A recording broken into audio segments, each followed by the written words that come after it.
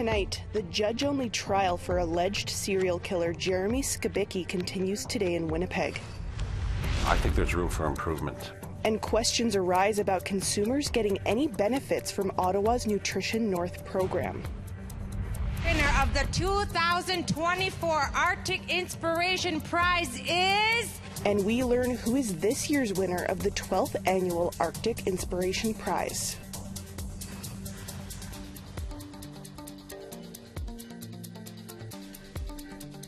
Good evening, I'm Savannah Kelly. Welcome to APTN National News. We start in Winnipeg, where a non-Indigenous man who says he killed 4 Indigenous women is on trial. It's now up to a judge to decide if Jeremy Skibicki killed Rebecca Contois, Morgan Harris, Mercedes Myron, and Buffalo Woman on purpose, or if he's not criminally responsible due to a mental disorder, or NCR. A warning now, details of the killings revealed in court today are disturbing. Our TR Wheatley joins us now. It's the first day where people inside the courtroom started hearing testimony about how all 4 women were killed by Jeremy Skibicki. Before the judge entered the room, these red tobacco ties were offered to those attending the trial. Now, this is a ceremonial item that's meant to help carry your prayers from the physical world into the spirit world. This gesture was meant to help those attending as they would hear some gruesome details. Crown started off by telling the judge Skibicki met his victims at a homeless shelter in the inner city and that all 4 are vulnerable Indigenous women. Crown said all 4 killings were calculated as each one was choked and killed in Skibicki's bathtub. They said that Skibicki did vile sexual acts with the women's bodies, including necrophilia, and then disposed of their bodies like garbage. The Crown claimed Skibicki continuously acted out of hatred, and this was not a case of not criminally responsible on account of mental disorder. Instead, it was, in the words of the Crown prosecutor Renee Lajamodier, intentional, purposeful, and racially motivated. In the coming days, Crown said they would have over a handful of witnesses, including those who helped conduct a search of the Brady landfill where the torso of Rebecca Contois was found. Much of the day was spent talking about Contois. A video of Skibicki's interrogation was shown in court. It was recorded on May 17, 2022 and lasted 7 hours. He had no beard at the time. Detective Greg Allen of the Winnipeg Police was one of the interviewers. He was also the first on the witness stand today. Court heard Skibicki tell Allen, "I really just wanted to see how far I could go because the criminal system is a joke." Allen also said that when Skibicki was arrested, he showed no signs of mental distress. He appeared calm and told Allen that he wasn't on any psychotic meds, but that he was self-medicating with marijuana. It also revealed that Rebecca Contois' head was found in a green bag in a garbage bin in a back alley behind Skibicki's apartment block. The audio recording of the 911 call made by the man who found her head in the early morning hours on May 15 was played. Transcripts show the caller said he's a salvager going through bins looking for clothing. The caller said he moved the bag out of the bin but did not touch the head. "I took the bag only for fear that the garbage truck would be coming soon." Meanwhile, Skibicki himself sat facing the judge most of the time, not even moving his head to look at any video from his confession. The seats inside were filled with family members from all 4 women and supports from many Indigenous organizations, many of whom wore red. The women wore ribbon skirts and some of the men wore ribbon shirts. When video and audio played inside, many of them sat with their heads down and their eyes closed. The trial continues for the rest of the week with more witnesses from the Crown. TR Wheatley, APTN National News, Winnipeg. For more in-depth coverage of this trial, head over to aptnnews.ca, where you can see stories from our web reporter Kathleen Martins. And if you're triggered by this report and the issue of missing and murdered Indigenous women and girls, supports are available 24/7 through a national crisis line. That number now is 1-844-413-6649. One person has been shot after an incident in Thunderchild First Nation, located 90 kilometers northwest of North Battleford in Saskatchewan. According to a Saskatchewan RCMP spokesperson, at around 11:15 Tuesday morning, someone called the Turtle Ford RCMP with a report of an injured person in Thunderchild. When they arrived, they found a male with an injury consistent with a gunshot wound. He was taken to hospital by EMS with non-life-threatening injuries. RCMP searched the area of where the incident occurred and located a firearm.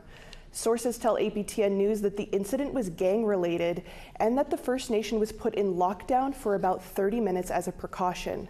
RCMP continues their investigation. It's been 18 years since an Indigenous man was killed in Saskatoon, with still no one found connected to his death. Now the Saskatoon Police Service is renewing their calls to the public, hoping someone will come forward with new information. On the afternoon of May 5th, 2006, 23-year-old Huey James Assiniboine was found dead by police officers in an apartment on the 22nd Street West in Saskatoon. An autopsy later confirmed he died of a stab wound. At the time, police believed Assiniboine and another man got into a fight with a group of several others outside the apartment building. Assiniboine was stabbed during that fight and made his way into the apartment suite, where he died just minutes later. No suspects were ever arrested in Assiniboine's death. If anyone has information on this unsolved case, please contact Saskatoon Police or Crime Stoppers. We want to hear what you think about this or any other story you see here tonight. Here's how to continue the conversation. If you have a story you want to share, send us an email to news@aptn.ca. To read and watch our stories, go to aptnnews.ca. You can find us online on your favorite social media sites, including TikTok, YouTube, LinkedIn, and X. Follow APTN News to join the conversation and see our latest stories. The Woodland Cree First Nation in Alberta is protesting against Obsidian Energy this week after the First Nation rejected the company's request to expand its drilling operations in its traditional territory.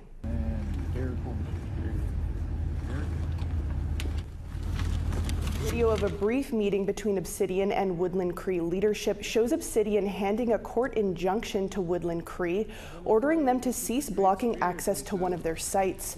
Woodland Cree First Nation Chief Isaac Lebucan Avram is seen taking the injunction and putting it in a nearby fire pit. The chief says Obsidian staff have been acting without integrity in their territory, and they want the company to come to the negotiating table. Concerns in protecting the land escalated when a series of earthquakes rocked the Peace River region in November of 2022. Obsidian has disputed it was responsible for those quakes. There's rules to be followed and respectful engagements that needs to be done. There's been a ton of impacts in our territory, and the lack of accountability. They're proposing to us, it's basically a mega build, and we're not just going to have it come in without proper consultations and accommodations. In a statement to APTN News, Obsidian Energy says, quote, "While Woodland Cree senior leadership rejected our most recent proposed economic relationship agreement, we are open to meeting with them to further discuss the potential for an agreement." Canada's Northern Affairs Minister says it remains to be seen if all of Nutrition North's food subsidy is now making its way to consumers following a 2023 study. We'll tell you more about that after the break.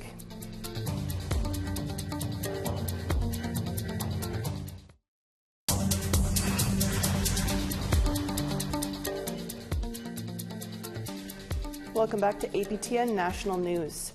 The Northern Affairs Minister says it remains to be determined whether all of the Nutrition North subsidy is going to consumers. On an upcoming episode of Nation to Nation, Dan Vandel says his government is committed to reviewing the program. This year's budget for Nutrition North is $144 million. The money goes to grocery retailers who are supposed to pass it on to shoppers through lowered prices. These prices are much higher in the north. But a 2023 study says only 67 cents on the dollar is being passed along. Minister Vandel says Nutrition North is a complex program. I think there's room for improvement. What exactly the pass-through rate is, it's to be determined, but there's room for improvement. But having said that, having spoken to at least four researchers, they all say that Nutrition North is a good program. They're doing some good. To see Minister Vandel's entire interview, watch Nation to Nation. It's on tomorrow, immediately following the national news. The Minister of Crown Indigenous Relations is calling a Hill Times article incorrect. Gary Ananda Sangari says it's not true, as reported, that the federal cabinet decided the fate of Bill C-53 on Tuesday, and that 3 options had been presented to cabinet, including withdrawing the legislation. The controversial bill recognizes the Métis Nations of Ontario, Saskatchewan, and Alberta as having self-governing rights. Last month, the Métis Nation Saskatchewan pulled its support of C-53, while the Chiefs of Ontario want it scrapped completely. Ananda Sangari told APTN News that the content of the Hill Times article was absolutely incorrect, but cited cabinet confidentiality when asked if C-53 had been discussed at all. We're well past the time where the federal government makes decisions unilaterally. What we have with C-53 is a collaborative effort between the 3 Métis nations. We will continue to have discussions with them, and any decisions on the future of C-53 will be in collaboration with the Métis. The Chiefs of Ontario have launched a lawsuit saying they are denied equal access to justice. In a statement of claim filed this week, it says many provincial and federal laws don't apply on reserve. First Nations can make their own laws to fill in those gaps, but the suit alleges governments don't provide enforcement of those laws or adequately provide funding to hire their own enforcement officers. To talk about this, we are joined by Caldwell First Nation Chief Mary Duckworth. Chief Duckworth, what led to the Chiefs of Ontario filing this lawsuit?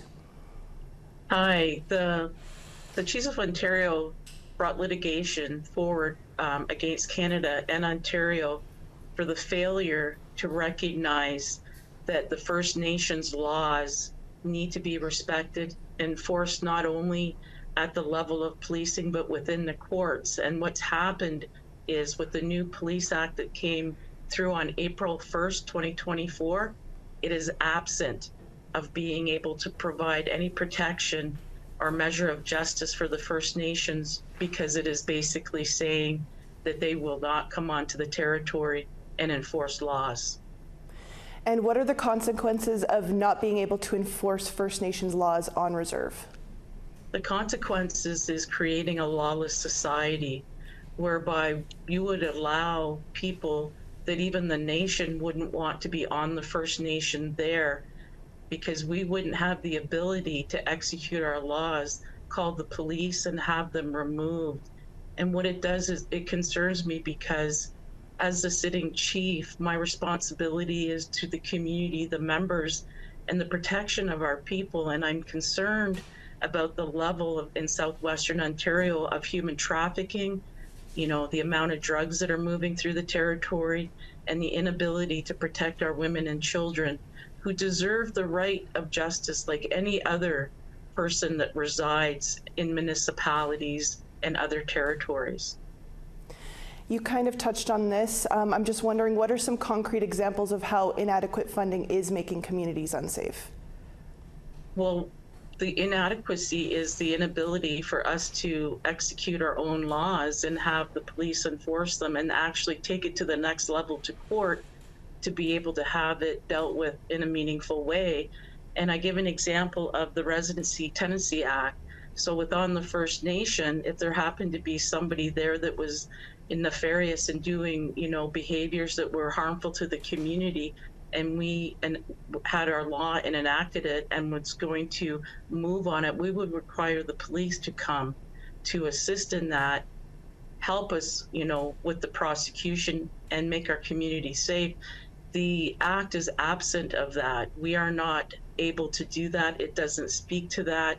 And it's very concerning. Like I said, it's a racist piece of legislation and we need to address it. We talk about, we're in a time of truth and reconciliation. And to me, those are empty words unless you can put action behind it.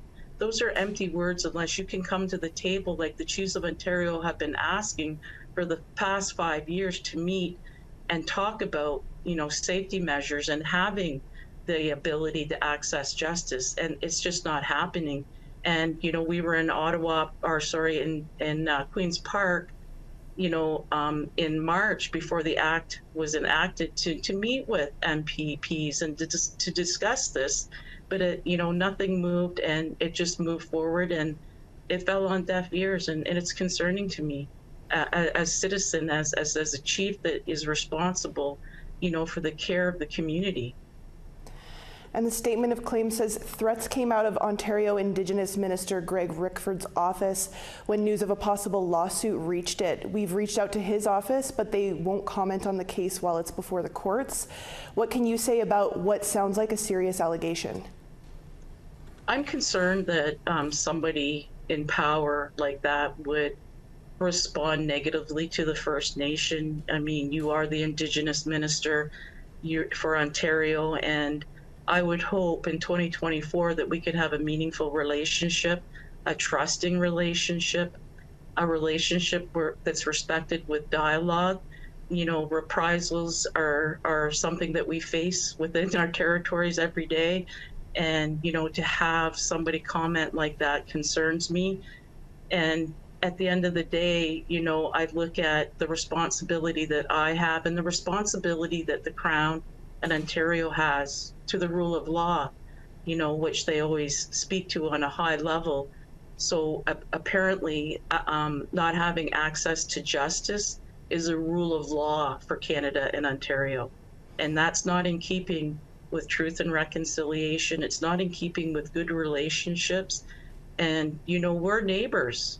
And so what happens on the First Nation will spill out into municipalities and other areas. And it just concerns me that, what I would hope for is that we could get back together, come together, get to the table, and let's work on this together and come up with a solution that will be befitting to the First Nations and Ontario.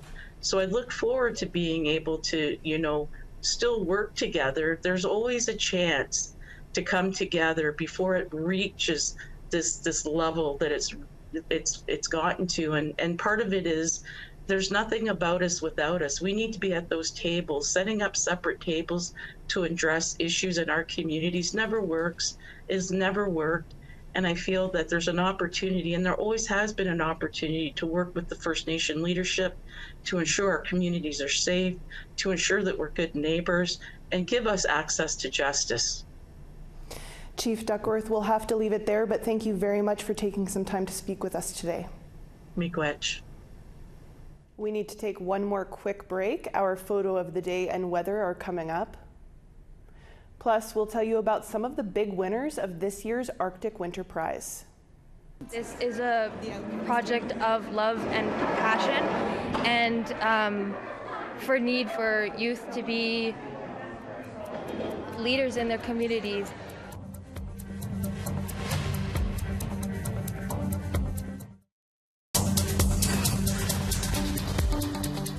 Welcome back. Time now for our photo of the day.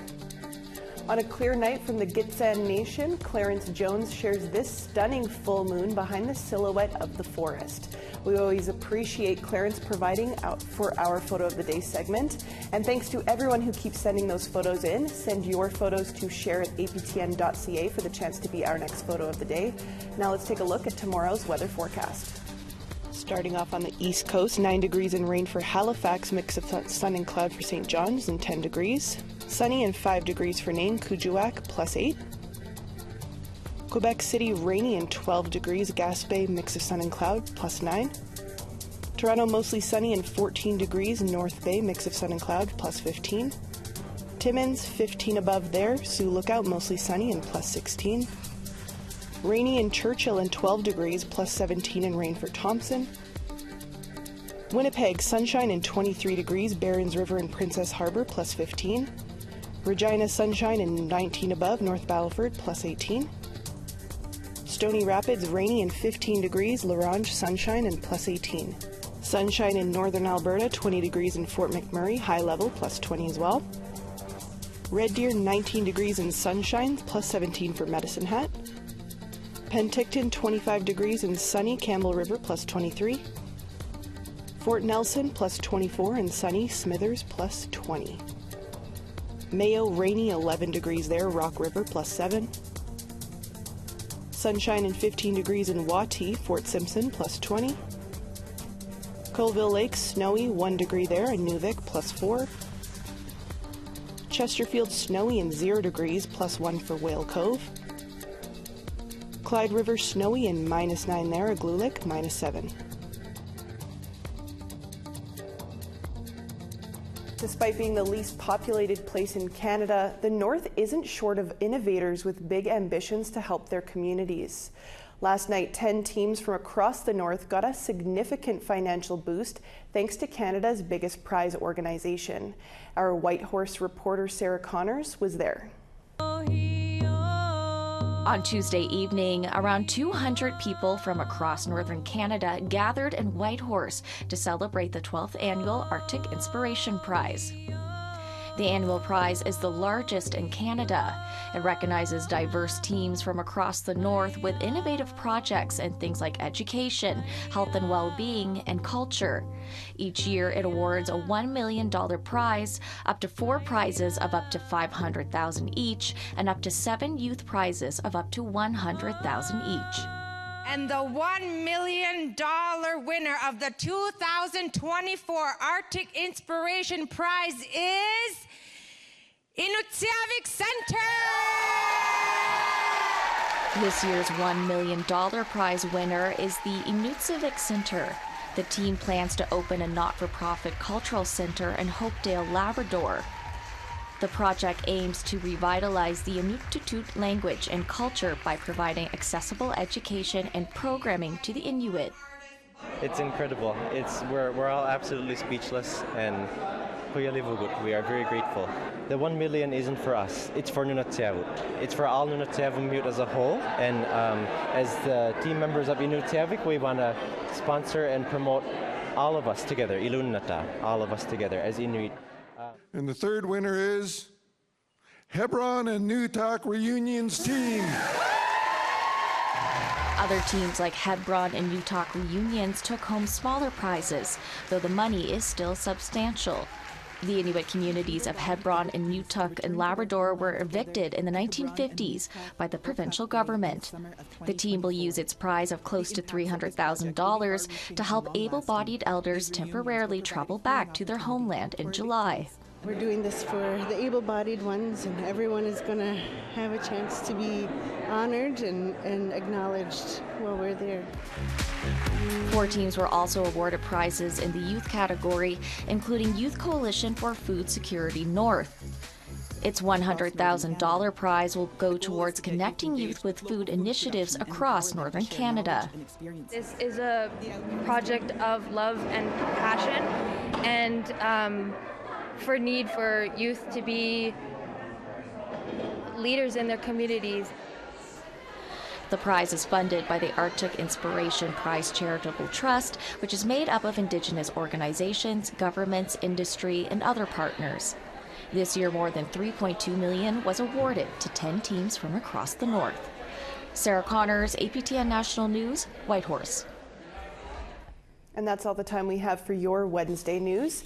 For news anytime, visit our website, aptnnews.ca.